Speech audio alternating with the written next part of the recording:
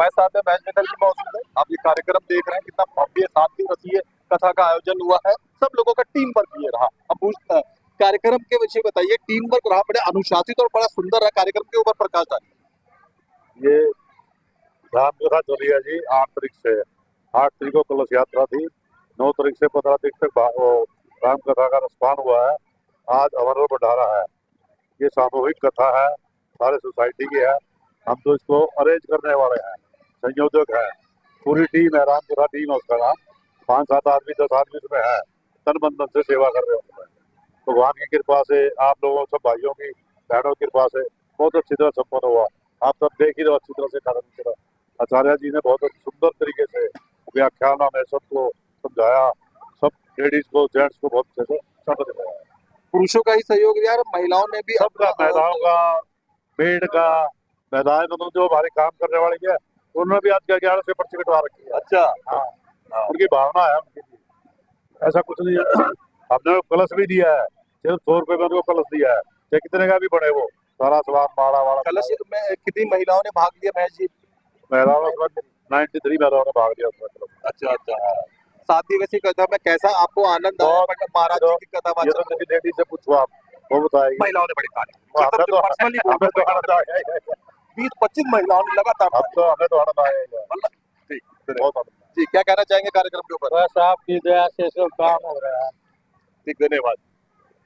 आप बंसीलाल जी हैं, बहुत प्रमुख आयोजक हैं यहाँ पे कार्यक्रम के। बंसीलाल जी आज के कार्यक्रम के प्रकाश डालिए जो 7 दिनों से चलता आ रहा है। देखिए 8 तारीख से स्टार्ट हुई थी, जैसा कि नाम ही हमारे सोसाइटी का गंगा त्रिवेणी अपार्टमेंट, 3 धाराएं जहाँ बहती है, गंगा त्रिवेणी उसको बोला जाता है जी।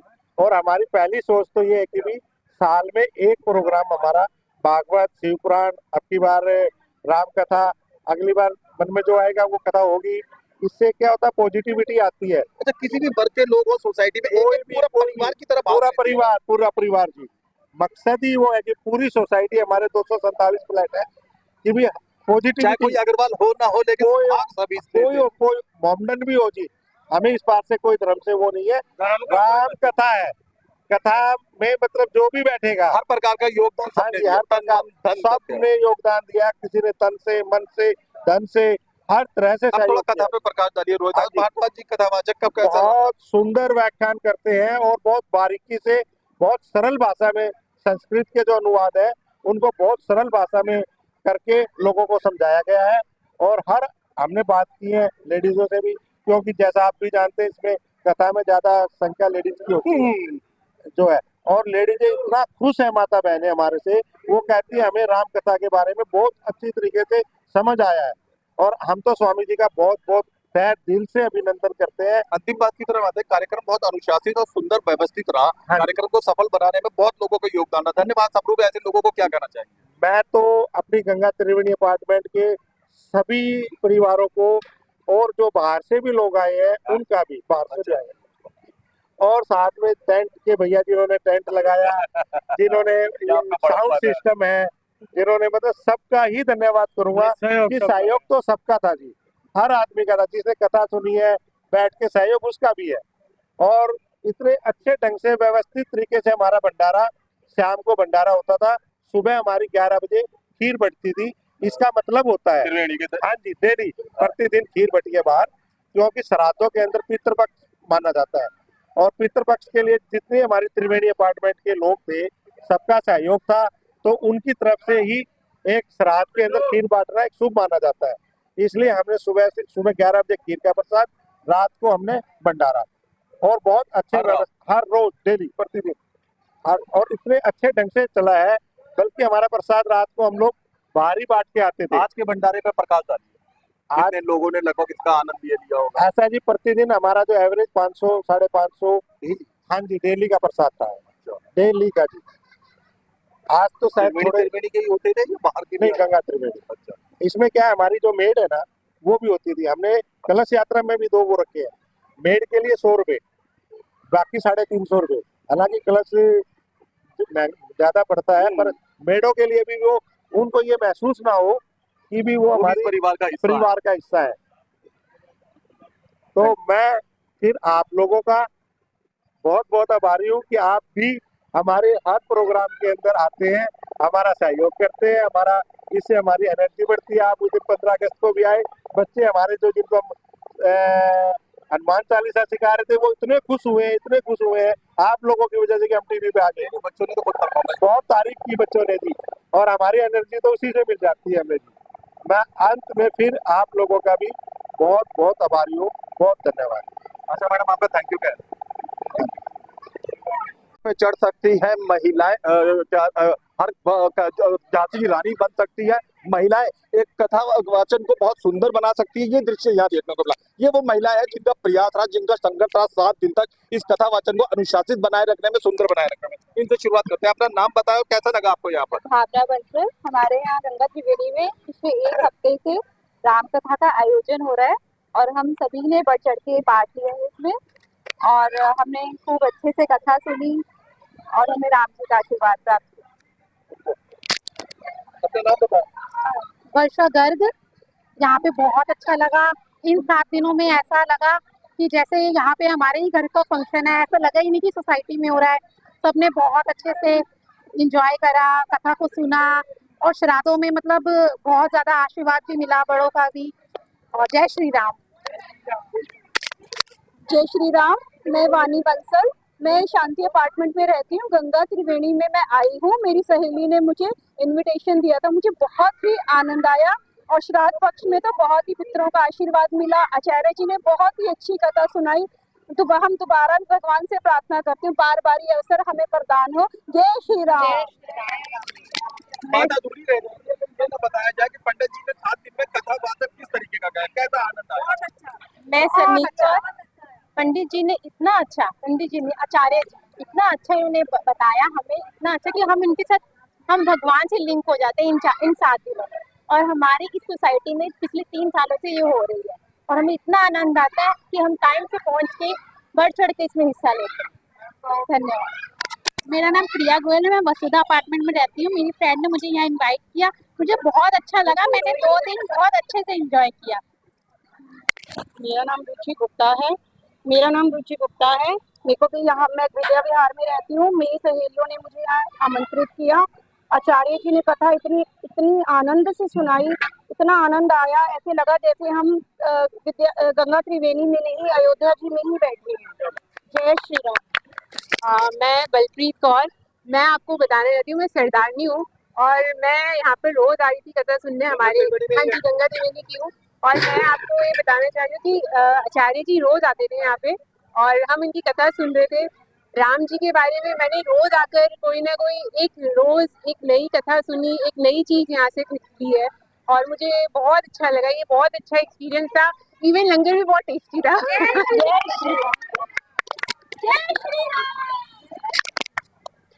यहाँ पे हमने अब की बार फर्स्ट टाइम अटेंड किया जैसे, बट हमारा बहुत अच्छा एक्सपीरियंस हुआ। नहीं, मैं गंगा त्रिवेणी में नहीं रहती, मैं सामने विद्या विहार में रहती हूँ। बट हमें सामने से मतलब इतना आकर्षित किया यहाँ की पूजा ने। आनंद आया आपको? बहुत ज्यादा आनंद आया। महिलाओं के साथ बैठने का, बात करने का मौका मिला और कथा वाचन करने का आनंद आया। बहुत आनंद आया, बहुत अच्छा लगा। तो आगे भी हम चाहेंगे कि मतलब ऐसे ही प्रोग्राम चलता रहे। जय श्री राम। अच्छा, मेरा नाम नीरू है। हम बचपन से ही रामायण सुनते आ रहे हैं। ऐसा लग रहा था कि रामायण तो हमें आती ही है, लेकिन ऐसे लगता था कि रामायण का तो हमें सब कुछ पता है, रामायण बचपन से सुनते आ रहे हैं। लेकिन यहाँ आके जब स्वामी जी के मुंह से हर चीज इतनी नए वो सुने तो ऐसे लगता है हमें कुछ भी नहीं पता। अभी स्वामी जी कह रहे थे अभी एक कांड के बारे में हम बात करेंगे तो 1 हफ्ता लग जाएगा। तो यहाँ पे आके ऐसे लगा कि हमें तो इतना कुछ भी नहीं पता, मेन चीजें पता है, बाकी हमें कुछ भी रामायण के बारे में 1 साल भी सुनते रहे तो भी कम है। जय श्री राम। मैं रेखा अग्रवाल, यहाँ गंगा त्रिवेणी अपार्टमेंट में ही रहती हूँ। पर स्वामी जी ने जो हमें कथा का ज्ञान दिया वो बहुत बड़ा ज्ञान था, क्योंकि जो कथा हम ये सोचते हैं हमें पूरी आती है पर हमें नहीं आती, क्योंकि उसका हमें कुछ मेन भी नहीं आता। हम बस कुछ चौपाइयाँ रट के ही अपना हमेशा बोलते रहते हैं कि हमें आता है नहीं आता हमें। आज हमें रियलाइज हुई है। जय श्री राम। जय श्री राम। जय श्री राम। जय श्री राम। ऐसे लग रहा है जैसे गंगा त्रिवेणी में 3 धाराएं बह रही है। पहले गुरुजी ने हमें भागवत कथा सुनाई, फिर इन्होंने हमें विष्णु पुराण सुनाया और राम की आज अब कथा इन्होंने संपन्न की। तो हमें लग रहा है कि गंगा त्रिवेणी में त्रिवेणी ही बह रही है। जय श्री राम। जय श्री राम। मेरा नाम है निर्मला पंचाल। हमें बहुत अच्छा लगा कथा सुन के, बहुत बढ़िया लगा। तो आज हमारे पास मौजूद है, मैं इनके विषय में बता दूं, ये परिचय भी बता रही है। देश के 25 राज्यों में ये कथा करने के लिए जाते रहते हैं। देश के प्रमुख कोई हिंदी भाषी राज्य नहीं बचा होगा जहाँ पे कथावाचक रोहिदास भारद्वाज जी को आमंत्रित ना करा गया हो। बहुत जाने माने देश के प्रमुख कथावाचकों में से एक है। सबसे खूबसूरत बात तो मुझे इनकी लगती है, ये दिल्ली में, पूरे दिल्ली शहर में, मैं इसका निवासी हूँ, ये भी इसके निवासी है, सत्यम शिवम सुंदरम नाम का एक ही मंदिर है जिसके ये प्रमुख करता धरता प्रमुख है। फिलहाल हम आज के कार्यक्रम पे बात करते हैं। आज के कार्यक्रम के विषय में बताइए महाराज। ये श्राद्ध पक्ष चला हुआ है और इस श्राद्ध पक्ष के अंदर हम जो भी कर्म करेंगे, शुभ या अशुभ, वो हमारे पितरों को मुक्ति, और हमारे पितरों को अगर हम अशुभ करेंगे तो वो भी उनको लाभ नहीं मिलेगा, वहाँ कहीं ना कहीं कष्ट मिलेगा। इसीलिए पितृ पक्ष के अंदर हमें सिर्फ भगवान की आराधना, पूजा, गुणगान, कथा, कीर्तन इत्यादि में ही अपना समय व्यतीत करना चाहिए। और आपने सुना होगा पितृपक्ष में कोई भी शुभ काम प्रारंभ नहीं किया जाता। इसीलिए नहीं किया जाता, ये पितृपक्ष सिर्फ और सिर्फ हमारे पितरों की तृप्ति के लिए बनाया गया है। तो इसमें ज्यादातर कथाएं पितृ मोक्ष प्राप्ति के लिए होती हैं। और यहाँ पर विगत 7 दिनों से श्री राम कथा का आयोजन समस्त गंगा त्रिवेणी निवासियों के द्वारा किया गया। सत्यम शिवम में नहीं, यहाँ पर गंगा त्रिवेणी में तो 7 दिन से लगातार श्री राम कथा का आयोजन चल रहा था। और ये पितृ मुक्ति हेतु सारी सोसाइटी के निवासियों ने आयोजित किया और सबने आज संकल्प भी किया है, जो कथा सुनने से लाभ मिलता है वो हमारे पितरों के लिए समर्पित है। और निश्चित ही पुराण के अनुसार उनके पितरों को तृप्ति मिलेगी, और तृप्ति मिलेगी तो यहाँ कहीं ना कहीं उनको सुख और समृद्धि की प्राप्ति होगी। महाराज जी, कितनी महिलाओं ने कलश यात्रा पे सौभाग्य उठाया? यहाँ 100 से ज्यादा महिलाओं ने कलश से उठाया है और लगभग 400-500 लोगों का रोजाना कथा श्रवण आने के लिए आए रहे हैं। और पूरे भाव से, भक्ति से यहाँ 7 दिन तक सबने कथा 7 दिन लगभग 400-500 लोग डेली आते रहे। महाराज जी बड़े अनुशासित उनके लोग, आपका मधुर वाणी सुनते रहे। कार्यक्रम बड़ा सफल रहा, सबने बड़ा रस लिया। पर कोई भी कार्यक्रम एक टीम वर्क होता है। किन लोगों को लिए आप आभार प्रकट करना चाहेंगे इस कार्यक्रम को अनुशासित बनाए रखा, मधुर बनाए रखा, सुंदर बनाए रखा? मैं यहाँ पर हमारे इस आयोजक टीम में सबसे प्रमुख श्री महेश कुमार मित्तल जी हैं, और जिन्होंने अपनी एक टीम संगठित करी है।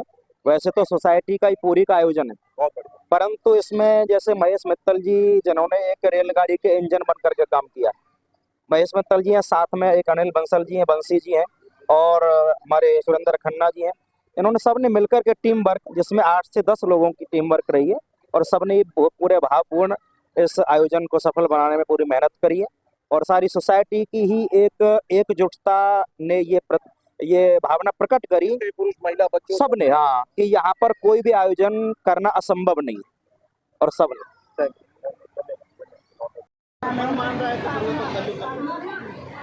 संध्या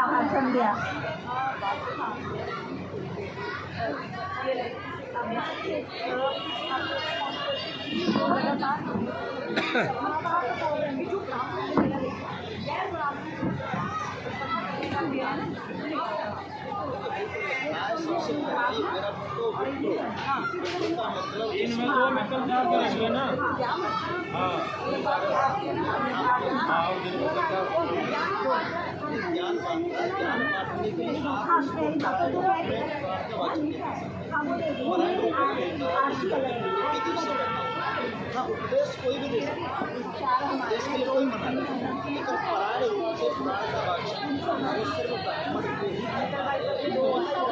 उपदेश कोई भी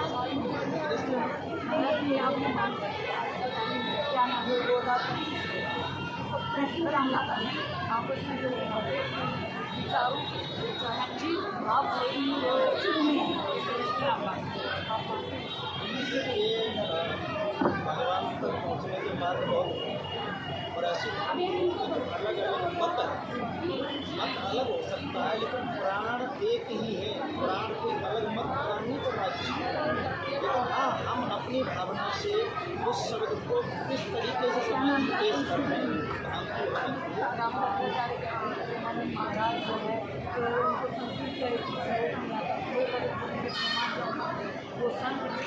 अगर देखिए इस श्लोक की बात करी जाए तो मीरा कौन सा श्लोक बोल पाई, शंकर देव तो प्रणाम उन्होंने कौन सा श्लोक बोला। वो तो जैसे ऐसा भगवान की प्राप्ति और भक्ति के लिए कोई श्लोक या कोई ज्ञान की आवश्यकता नहीं है, वहाँ सिर्फ भाव देखा जाए। भाव वाले को भगवान में जाने को मिले नहीं है। भगवान आपके दो कह रहे हैं